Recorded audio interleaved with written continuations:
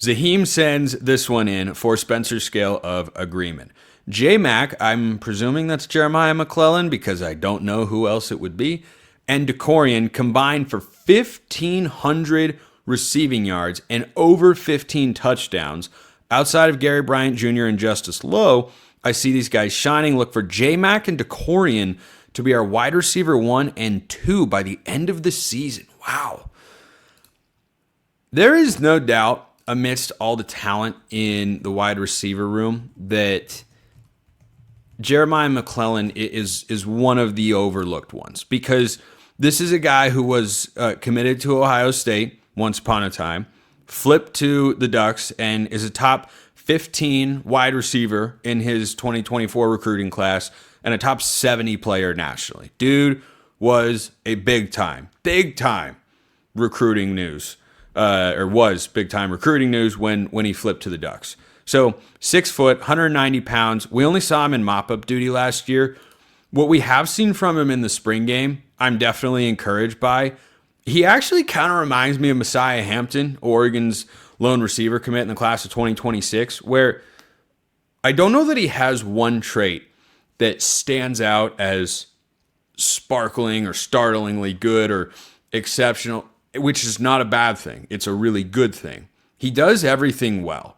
I think this is a guy you could line up at a number of different positions. He's probably, when we have seen him in the spring game, he looks thicker, kind of reminds me a little bit of Braylon Addison, where he looks like someone that could do a lot of different things for your receiving core. Where we've seen him primarily is taking downfield shots and playing in that outside receiver position. So without Evan Stewart, the opportunity is certainly there for someone like a Jeremiah McClellan to step up and have a role. And Dakorien Moore is in that boat as well. I continue to wonder, anytime I talk about the receiver room, about Malik Benson, the Florida State transfer, because, man, I don't know what to expect. The physical traits are intriguing. He had a bad spring game. He only, I think, had one ball really thrown his way, and he dropped it running down the field. But if you notice, he had that separation because he's, 6'1", 190 pounds and runs like the wind. So I don't know with him. 2 years of JUCO ball, 2 years of Power 4 ball. Oregon's now his third school at the Power 4 ranks, his fourth overall school. Like, does he pop and have an 800-plus yard season? I don't know. McClellan, on the other hand, is certainly someone who was recruited to Oregon with the expectation from someone like me that he would be one of your top 2 receivers in a good receiving core one day. Is this year that happens? Maybe. Maybe he steps right in. He kind of reminds me of a bigger-bodied Evan Stewart, who's probably a little bit quicker than McClellan. I think I compared McClellan coming out of high school to Chase Cota, who, when he eventually made his way to Oregon from UCLA, I thought was a really good receiver and was just solid with everything across the board.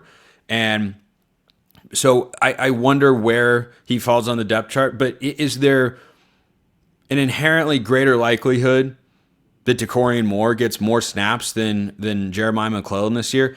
I think slightly, but I don't think that there's a Grand Canyon-sized gap there, just because Dakorien probably lines up in the slot as his primary position, a wide receiver, and McClellan's probably more of an outside guy. And I think there's more experience on the outside with guys like Malik Benson, Jurrion Dickey, Kyler Casper, than there are guys at the slot. Now, Justice Lowe can line up anywhere, so can Gary Bryant Jr., but yeah, I think the young receiving core is going to be really, really exciting, really, really fun to watch.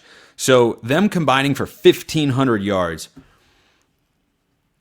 I wonder if you're seeing a big discrepancy. Like, why don't we say Dakorien Moore sets the Oregon freshman receiving record, at least from the data that I've been able to find. I haven't had that 100% confirmed, but if you go look at every freshman receiver's season, I haven't found one better than Darren Carrington, over 700 yards. Sometimes you guys have even more time on your hands than me, and you can find that sort of stuff. So if you can't, by all means, shoot it my way. But I believe the best freshman receiving season in the history of Oregon football is Darren Carrington, around 700, just over 700 yards. So let's say Dakorien goes past that. Are you saying he's maybe in the 900 range and J-Mac is in the 600 range? I can see it. I just think you might look at this Oregon receiving core at the end of the year and nobody even has 700 receiving yards. Like, there is so much talent and so many different guys to get the ball to. Plus, you have to throw Kenyon Sadiq in there. So, J-Mac and Dakorien for 1,500 yards. I'm going to put a 3 on that one because I don't think you're going to just you wouldn't be completely isolating or, leaving behind other guys like Gary Bryant Jr. and Justice Lowe and Malik Benson, Jurrion, Dickey, Kyler Casper. At the very least, by the end of the year, you'd be reducing their role. I don't really see that happening.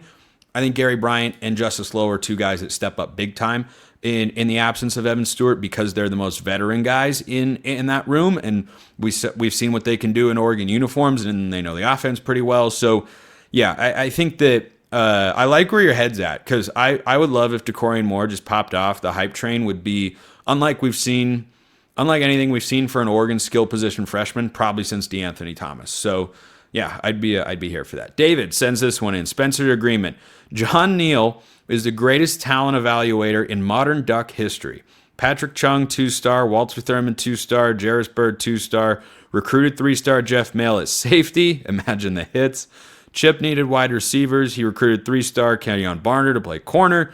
But when Chip was a Duck, the best athletes ended up on offense. Four-star Boyette's ball skills were spotted by Neal before he blew up his senior year. So, for those who don't know, and I'll admit I had to do a quick little deep dive myself, John Neal was a coach on Oregon staff back in the day who recruited these guys. And, what I thought about, greatest talent evaluator, that's a big title, but, I did not remember Patrick Chung, who went on to have an NFL career, and Walter Thurman made the league, and Jarris Bird made the league, and all those guys were so good, and they were not highly rated recruits. I don't know that speaks to his talent evaluator as much as his talent developer, but I understand the spirit with which you're asking the question, so I'll put an 8.5 on that because that is a pretty insane run of lowly rated guys that turned into just absolute stud and all-conference caliber players that many times went on to have NFL careers. But it got me thinking about Chris Hampton. Because Chris Hampton was 24/7's recruiter of the year for what he did, bringing in the greatest defensive back haul in the history of Oregon football in the class of 2025. Headlined, but not limited to, Naeem Offord, the number one corner. So when you were listing all these names off, David, I thought to myself, wow, look at where Oregon has gone from taking guys like that and maximizing their potential based on their recruiting, what their recruiting profile was, to now going out and landing some of the best defensive back prospects in the country. I think Ife Obadegwu is going to be a stud at corner this year. I think Naeem Offord could be an absolute baller. I think Dorian Brew can be really good. I think Trey McNutt can be really good. All of these names, all of these guys, it's just a completely different era. And it's not close to when these guys were playing Oregon football, but does it feel like it was that long ago? No, not necessarily. So I've come to appreciate Chris Hampton, and it's also made me realize that a guy who has recruited as well as he has with, the co-defensive coordinator tag, I would frankly be pleasantly surprised if he's on Oregon staff next year, because he already got some looks or minor interest at least to be a defensive coordinator somewhere, a full-time defense coordinator this offseason. He'll get that role. He'll get that role with the way when you recruit as a position coach and you want to be a coordinator, that is perhaps the strongest feather you can put into your cap. Results on the field matter too, but when you can recruit, whether you're talking about a head coach, assistant coach, coordinator, whatever, schools are going to give you more of a look than they would someone else with equal or less production, because if you can bring guys to your school, turns out that's a pretty significant part of the game. So, David, I'll give you an 8.5 on that Spencer scale of agreement, and just a tip of the cap to Chris Hampton for how good he is as a recruiter, and he keeps stacking up the wins in these last couple cycles.